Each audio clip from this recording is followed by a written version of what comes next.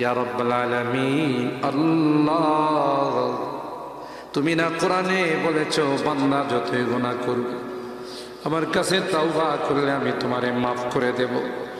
মনে বড় আশা নিয়ে আল্লাহ তোমার শাহী দরবারে ভিক্ষুকের মতো হাত বাড়াইলাম।